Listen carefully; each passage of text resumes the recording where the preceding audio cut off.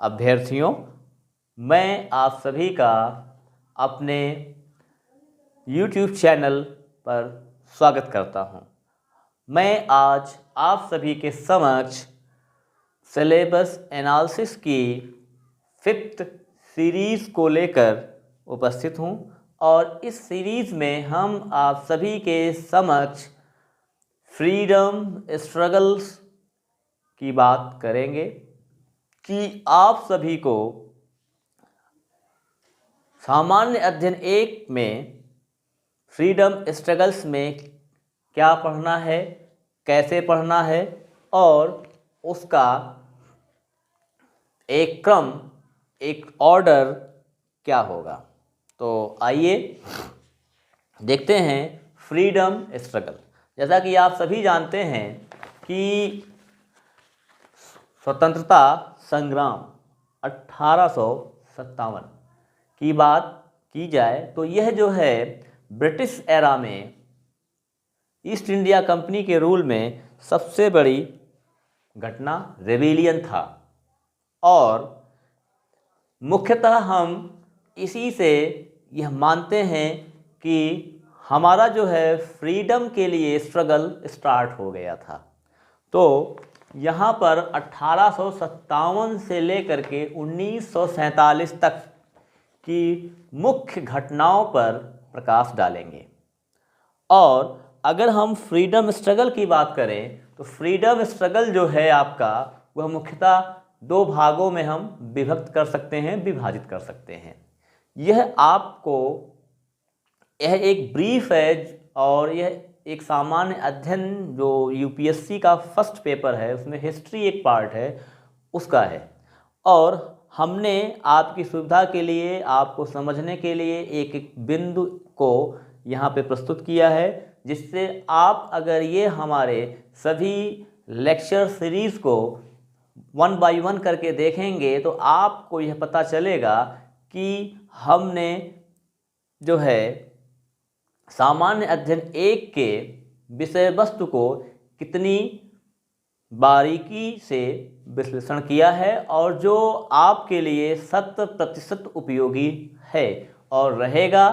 और आप इसके आधार पर अपने नोट्स, अपनी अध्ययन सामग्री जो कुछ भी है तैयार कर सकते हैं और साथ ही साथ आप हमारे चैनल का भी सहयोग कर सकते हैं। सहयोग कैसे कर सकते हैं? आप हमारे चैनल को सब्सक्राइब कर सकते हैं, हमारे चैनल के नोटिफिकेशन को ऑन कर सकते हैं और आपको आपके विषय से संबंधित जो भी अध्ययन सामग्री है आपको प्राप्त हो जाएगी। जैसे ही अध्ययन आईएएस एकेडमी के YouTube चैनल पर कोई भी अध्ययन सामग्री संबंधित वीडियो अपलोड होता है आपको तुरंत सूचना प्राप्त हो जाएगी, नोटिफिकेशन मिल जाएगा, जिससे आप इसको देख सकते हैं और अपने सुझाव भी दे सकते हैं।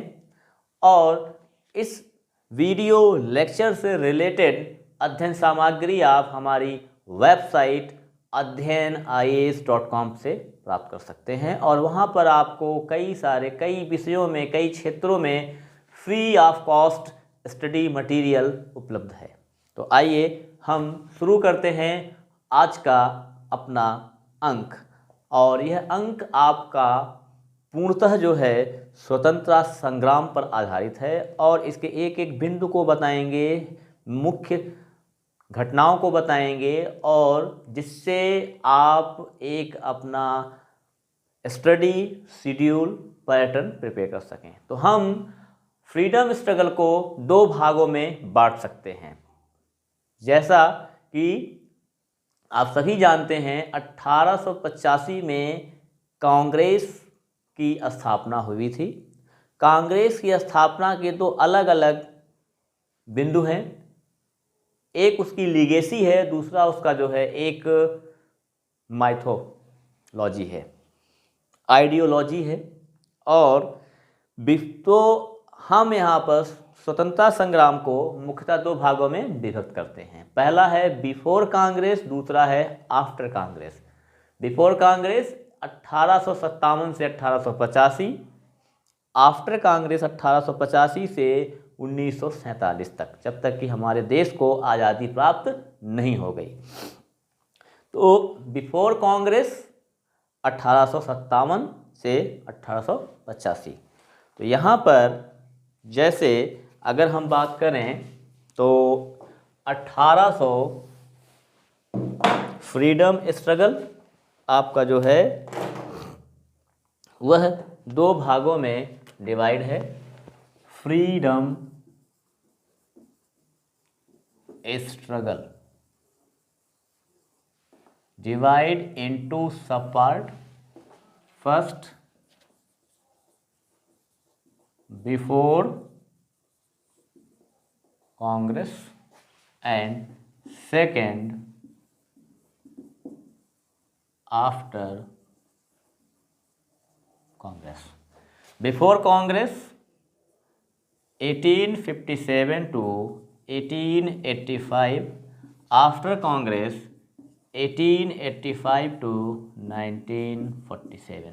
ये आपके 2 घटनाक्रम हैं। और अगर हम बात करें फ्रीडम स्ट्रगल की, तो फ्रीडम स्ट्रगल आपका 1857 to 1947 है।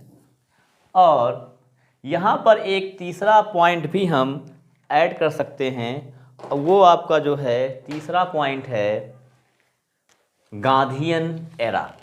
If we want to include third point, then this point is known as Gandhian era. Gandhian phase की बात कर सकते हैं, और वो जो है आपका 1915 to 1947 तक होगा। तो मुख्यतः 2 भाग हैं आपके, after before and after 1857 to 1885, 1885 to 1947। इसमें थर्ड पार्ट भी इंक्लूड हो सकता है जो आपका गांधीयन एरा है, गांधीयन एरा। तो यहाँ पर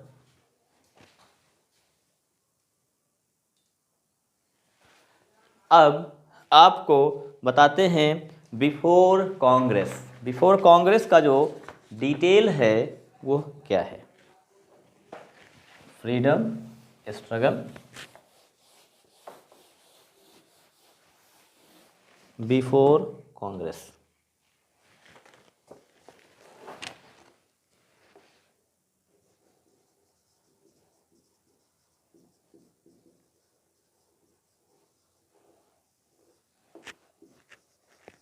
Before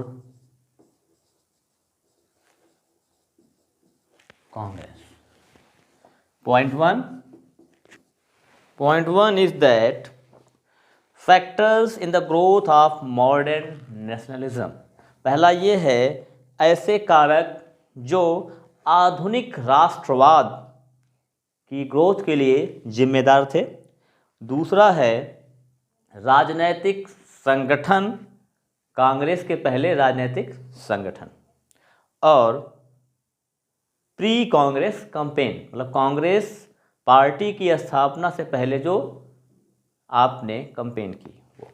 detail of each parts, अगर हम बात करें इसका जो है कितने पार्ट्स होंगे। Factor favouring the growth of Indian nationalism. पहला है factor, detail analysis, factor affecting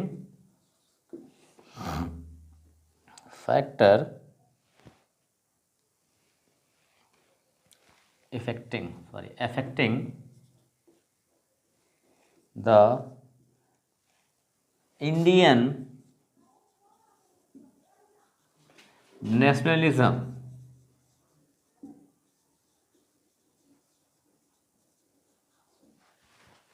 factors affecting the Indian nationalism और फेवरिंग अबाउट दिस, इसके बारे में जो भी फेवर किया गया उसके बारे में चर्चा करेंगे। तो पहला सबसे बड़ा जो पॉइंट आता है वो आता है impact of British rule, impact of British rule. तो आपने देखा कि इसमें जो था इंडियन नेशनलिज्म के लिए जो सबसे महत्वपूर्ण था वह आपका इम्पैक्ट ऑफ ब्रिटिश रूल है। दूसरा जो है political unity of India, that's very important point. If we are walking each by each point, each and every point, then political unity. The second is political unity of India. यहाँ पर जो है आपका ये पॉलिटिकल यूनिटी है। Third point है establishment of peace and administrative unification of India. आप देख सकते हैं जो कुछ भी यहाँ पे घटनाएं घटित हो रही हैं, सारी की सारी घटनाएं आपकी ब्रिटिशर्स के द्वारा ही बनाई गई। जैसे क्या है, इम्पैक्ट ऑफ ब्रिटिश रूल हो गया, पॉलिटिकल यूनिटी ऑफ इंडिया हो गई, अलग अलग तरीके से जो है पॉलिटिकल ऑर्गेनाइजेशंस बनाए गए जो फ्रीडम की डिमांड को आगे रख सकें। Establishment of peace and administrative unification of India, प्रशासनिक तौर पर जो है भारत का एकाकीकरण होने लगा। Development of rapid means of transport and communication, जैसे आप देख रहे हैं पॉइंट नंबर 4 है कि उस समय जो है ट्रांसपोर्ट विकसित हो गया, कम्युनिकेशन और संचार के माध्यम विकसित हो गए। तो कम्युनिकेशन में आपका जो है डाक सुविधा आ जाती है, और कम्युनिकेशन और ट्रांसपोर्ट में आपका जो सबसे रैपिड ट्रांसपोर्ट था वो रेलवे का था, रेलवे स्थापित की जा चुकी थी, तो लोग आसानी से एक प्लेस तक दूसरे प्लेस तक आ जा सकते थे। पांचवा है इंट्रोड्यूसिंग ऑफ मॉडर्न एजुकेशन। जैसा कि आप जानते हैं वुड्स डिस्पैच की चर्चा हमने अपने पिछले वीडियो लेक्चर में की थी, तो अगर आप उसके बारे में बेहतर जानना चाहते हैं तो आप इसके पहले की सीरीज को देख सकते हैं, जिसमें हमने डाल रखा है educational development in India by the Britishers and other entity. तो introducing of modern education, Britishers के द्वारा भारत में आधुनिक शिक्षा का जो है प्रस्तावना दी गई, लागू किया गया, बताया गया। जो एक मॉडर्न एजुकेशन है ये भी एक बहुत बड़ा रोल अदा करता है, जिसकी वजह से जो है भारत में भारतीय राष्ट्रवाद की नींव पड़ने लगी थी। इमरजेंस ऑफ मॉडर्न प्रेस, जैसा कि हमने पिछले अपने वीडियो में बताया, establishment and development of the press. तो प्रेस की जो है प्रेस का उदय हुआ, प्रिंट मीडिया का उदय हुआ, जिसमें कई सारे समाचार पत्र और पत्रिकाएं छपने लगी, जिसके द्वारा लोगों ने अपने अपने विचार, अपनी विचारधाराओं को प्रस्तुत किया, सोसाइटी में फैला, लोगों ने अनुसरण किया। तो ये सारे जो बिंदु हैं ये एक जो है भारतीय राष्ट्रवाद की नींव रखने के लिए बहुत ही पर्याप्त थे। Rise of middle class intelligentsia, जो बीच के लोग थे, मिडिल क्लास था, उनमें जो है कई सारे लोग बुद्धिजीवी होने लगे, आधुनिक शिक्षा ग्रहण करके बुद्धिजीवी होने लगे। इन्फ्लुएंस ऑफ हिस्टोरिकल रिसर्च, कई जगहों पर जो है ऐतिहासिक अनुसंधान किए गए। Impact of contemporary European movements, उस समय जो यूरोप में मूवमेंट चल रहा था एक वो भी बहुत बड़ा रोल था इसका। Progressive character of socio religious reform movements, उस समय जो आपको मैंने बताया सती प्रथा, बाल विवाह, तो ऐसे कई सारे जो है सामाजिक सुधार हुए, जो भी जो है एक रेडी।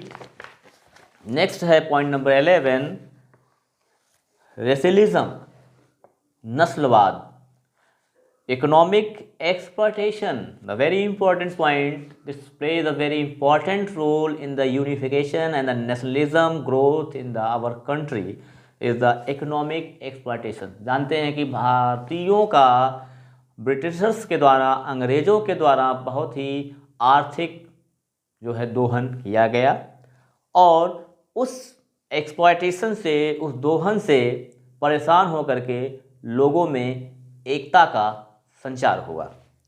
नेक्स्ट है lord Lytton's reactionary policies.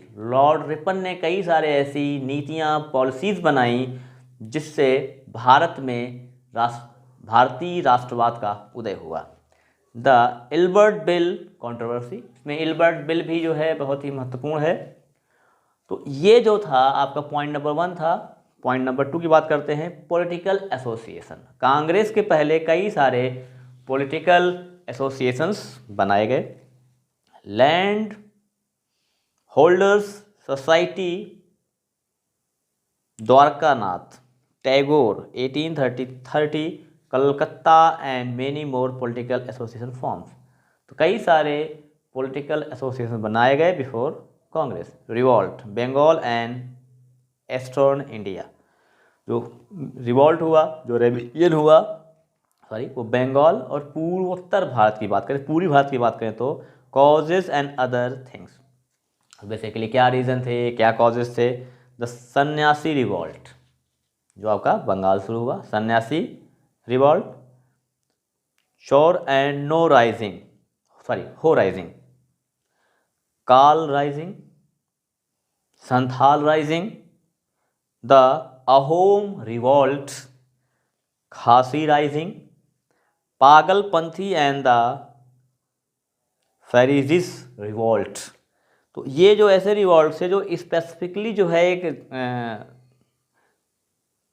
Point centred थे और स्पेसिफिक समुदाय से संबंधित थे, लेकिन ये अलग अलग तरीके से रिवॉल्ट हुए, विद्रोह हुआ, रेबेलियन हुआ।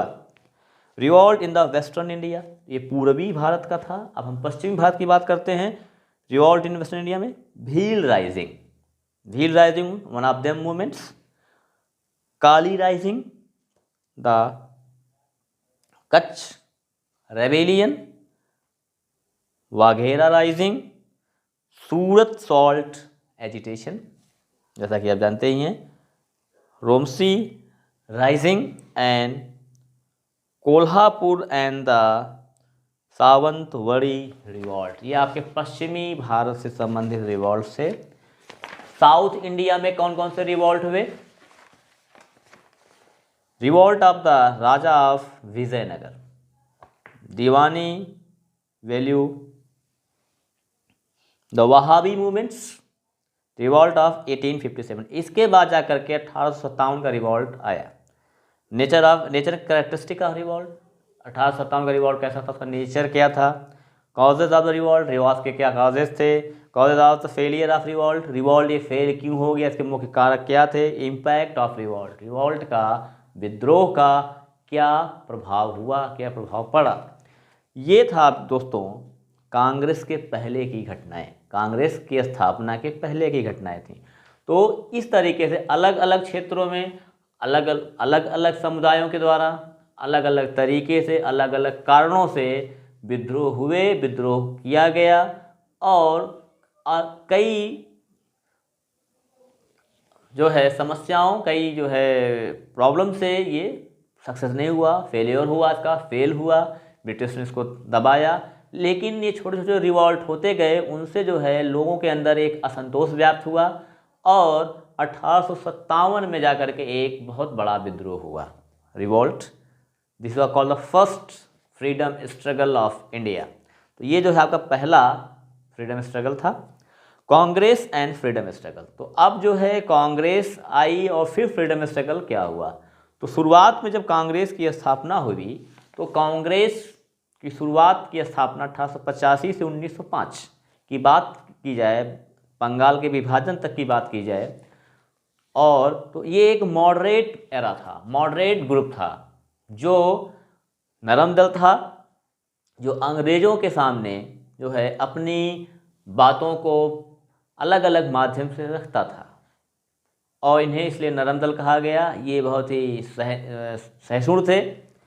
अब इसके बाद जब सूरत में कांग्रेस का स्प्लिट हुआ तो वहाँ से दो दल कांग्रेस में बन गए, एक हो गया एक्सट्रीमिस्ट और एक हो गया मॉडरेट। तो मॉडरेट पहले से था, बाद में एक्सट्रीमिस्ट भी हुआ।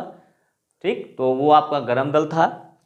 तो अगर हम बात करें 1885 से, तो आप कांग्रेस की स्थापना के बाद जो है आप पूरे रिवॉल्ट को 3 पार्ट में डिवाइड कर दीजिए। पहला है 1885 से 1905, मतलब बंगाल विभाजन तक की बात की जाए। दूसरा था 1905 से 1919, और तीसरा थर्ड फेज 1919 से 1947 तक। इसको हम गांधीयन एरा कहते हैं। 1919 से जो है गांधी जी कंप्लीटली एक्टिव हुए, और उन्होंने जो है अपने समय में जो है स्वतंत्रता संग्राम, स्वतंत्रता संघर्ष की बागडोर ली, और फाइनली जा करके हमें आज़ादी मिली। तो फर्स्ट फेज 1885 से 1905 तक। 1905 जो है भारत के इतिहास की बहुत बड़ी घटना है। आप जानते हैं उसमें बंगाल का विभाजन किया था लॉर्ड कर्जन के द्वारा। तो पीरियड ऑफ मॉडरेट पॉलिटिक्स और द टी पार्टी पॉलिसीज, तो वो लोग चाय पे चर्चा करते थे, इसे टी पार्टी पॉलिसी कहा गया। वो एक मॉडरेट थे। Changing the nature of Congress under moderate, तो कांग्रेस का जो है उस समय में कैसे परिवर्तन हुआ। Important of moderates, important moderates कौन कौन से थे, जैसे आपका फिरोज शाह मेहता हो गए, गोपाल कृष्ण गोखले जी हो गए। तो ये कुछ ऐसे नाम मैं बता रहा हूँ जो मॉडरेट थे। और मेन डिमांड ऑफ मॉडरेट्स, जो मॉडरेट्स की क्या डिमांड थी, वो क्या अपने लिख पढ़ के क्या प्रस्तुत करते थे, क्या जाके आग्रह करते थे हमारे लिए ऐसा कर दिया जाए, वैसा कर दिया जाए, हमको सुविधाएं दी जाएं। बहुत सारी चीज़ें थी। हम जब डिटेल में अध्ययन करेंगे तो एक एक पॉइंट को बताएंगे। अब है आपका methods of moderates. Moderates method क्या यूज़ करते थे अपनी बात को रखने के लिए और मनवाने के लिए। तो उसमें जो है आपका अचीवमेंट ऑफ मॉडरेट्स, उनका मेथड्स क्या था, वो कैसे क्या करते थे, उनके क्या क्या उपलब्धियां थी। Achievements of moderates, failure of moderates, moderate fail क्यों हो गए, ऐसा क्या था। Other important events between 1885 to 1905, उस समय के बीच में जब कांग्रेस की स्थापना हुई तो 1905 तक की क्या इंपॉर्टेंट घटनाएं थी, क्या इंपॉर्टेंट पर्सनैलिटीज़ थी, उनके बारे में हमें अध्ययन करना होगा। अब सेकेंड फेज की बात कर लेते हैं। तो 1905 से 1919 तक था सेकेंड फेज, मतलब कि बंगाल विभाजन के बाद की बात की जाए। और 1907 में सूरत स्प्लिट था। Causes of the rise of extremism, Congress में जो है एक्सट्रीमिज्म का उदय क्यों हुआ, उसके पीछे क्या रीज़न था, गरम दल कैसे उसमें आ गया। The objective and the method of the extremist, extremist जो थे वो कौन सा मेथड यूज़ करते थे, उनकी क्या पॉलिसीज थी जो मॉडरेट नहीं करते थे। Indian nationalist and world war one, अब उसमें जो हमारे स्वतंत्रता संग्राम सेनानी थे, इंडियन नेशनलिस्ट थे, और उस समय आपका जो है फर्स्ट वर्ल्ड वॉर स्टार्ट हो गया था। तो इन दोनों का जो है एक वर्ल्ड हिस्ट्री के पॉइंट ऑफ व्यू से स्टडी करेंगे। बाकी भारत का जो इतिहास है उसको तो हम अध्ययन करेंगे ही करेंगे। The revolutionary terrorist rebellion movements, उसमें जो हमारे एक्सट्रीमिस्ट थे, कुछ ऐसे लोग भी हुए जो अपनी बात को जो है सख्ती के साथ कहलाना चाहते थे और कबूल करना चाहते थे कि आप मुझे चाहिए, अगर आप नहीं देंगे तो हम छीन लेंगे आपसे। उनको हमने कहा जो है बहुत ही क्रांतिकारी कहा हमने उनको। द स्वदेशी मूवमेंट्स, 1903 से 1908 के बीच में स्वदेशी मूवमेंट चलाया गया बंगाल। उसमें जो है विभाजन भी बाद में हुआ, और उसमें यह था कि आप अपने भारत में बनी हुई चीज़ों का इस्तेमाल करें। जैसा कि आज आप देख रहे हैं लोकल फॉर वोकल, हमारे प्रधानमंत्री के द्वारा ये बात कही जा रही है। तो हम ये मतलब है कि आप अपने स्वदेशी निर्मित वस्तुओं पर ध्यान दें और ख़रीदें और उसका इस्तेमाल करें। द स्प्लिट ऑफ कांग्रेस 1908 साथ में। थर्ड फेज 1919 से 1947 तक था, गांधीयन एरा कहते हैं। और इसमें जो है गांधी जी ने अहिंसा को एक हथियार के रूप में इस्तेमाल किया, और उन्होंने उनका ये सिद्धांत था अहिंसा, सत्य और अहिंसा। Gandhian's early career and activism, Gandhi ji का जो है अर्ली करियर क्या था, उनकी क्या गतिविधियाँ थीं। नॉन कोऑपरेशन मूवमेंट 1920 से 1922 तक था। और all important issues related to the national movements, आप राष्ट्रीय आंदोलन समय जो भी मुख्य बिंदु थे उनके बारे में अध्ययन करेंगे। इम्पॉर्टेंट पर्सनैलिटीज़, उस समय के जो है महत्वपूर्ण व्यक्तित्व की बात की जाए तो राजा Ram Mohan Roy 1774 to 1833, Dadabhai Naoroji, grand old man of the India, he has written a very good book and very renowned book, brain drain, sorry, wealth drain, sorry, Dadabhai Naoroji, British rule and economic, British rule and economic impact की बात की थी उन्होंने। Gopal Krishna Gokhale 1866 to 1915 and Bal Gangadhar Tilak, one of the extremist person. Lala Lajpat Rai, Mahatma Gandhi ji 1869 to 1948, Subhash Chandra Bose ji.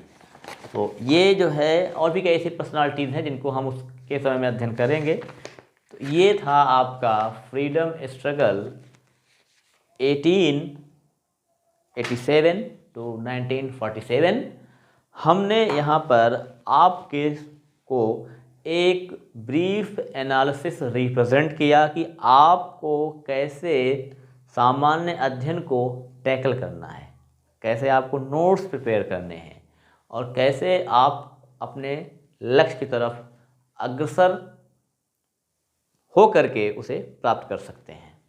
तो यदि आपको हमारा ये विषय वस्तु विश्लेषण अच्छा लगा हो तो आप हमारे इस वीडियो को लाइक करें और शेयर भी करें और हमारे चैनल को भी सब्सक्राइब करें, जिससे आपको अन्य परीक्षा उपयोगी महत्वपूर्ण वीडियो प्राप्त होते रहें।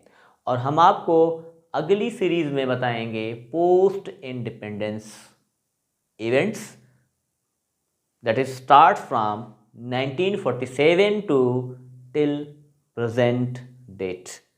तो आप जान रहे हैं और जितने भी हमारे मित्र हैं, हमारे व्यूअर्स हैं और जो किसी न किसी परीक्षा की तैयारी में लगे हुए हैं, खासकर आईएएस की तैयारी में लगे हुए हैं, वो सभी मित्र, अभ्यर्थी, प्रतियोगी छात्र और मेरे अजीज़ दोस्त यह जानते होंगे कि आजकल CSE में जो क्वेश्चंस पूछे जा रहे हैं उनका पैटर्न कितनी तेज़ी से बदल रहा है और उनके प्रश्न पूछने के तरीक़ों में भी परिवर्तन आया है। आज की डेट में कोई भी प्रश्न सीधे आपसे नहीं किए जाते, उनको जो है कंटेम्प्रेरी वर्ड और इशूज़ के साथ लिंक करके पूछा जाता है और आपकी एक्चुअल स्टडी को, आपकी एक्चुअल थॉट प्रोसेस को, आइडियोलॉजी को संघ लोक सेवा आयोग के द्वारा जानने का प्रयास किया जाता है। तो आप हमारे चैनल पर बने रहें, हमारे वीडियो का आनंद लेते रहें और चैनल को सब्सक्राइब करें, शेयर करें, लाइक करें और अगले वीडियो का जो है इंतज़ार करें, जिससे हम आपको नेक्स्ट वीडियो जल्द ही रिप्रेजेंट करेंगे regarding the syllabus analysis, and this is our 5th edition in the syllabus analysis, and as soon as possible we just represent to 6th edition and so many syllabus analysis video when we cover all the video, all the syllabus by the video lectures, that maybe 25 to 30 video lectures will be there that have a complete syllabus analysis of the CSE and other state PCS examination as UPPSC, Uttar Pradesh लोक सेवा आयोग के द्वारा आयोजित की जाने वाली प्रांतीय लोक सेवा का पाठ्यक्रम आपके अखिल भारतीय लोक सेवा के पाठ्यक्रम से बहुत ही मिलता जुलता है। बस अगर यदि आप उत्तर प्रदेश प्रांतीय लोक सेवा की तैयारी में जो है लगे हुए हैं, तैयारी कर रहे हैं, तो आपको उत्तर प्रदेश विशेष पढ़ना पड़ेगा, जो हम आपको इस सिलेबस एनालिसिस, विषय वस्तु एनालिसिस में, विश्लेषण में बाद में इसका भी एक वीडियो रिप्रेजेंट करेंगे। तब तक के लिए धन्यवाद, नमस्कार।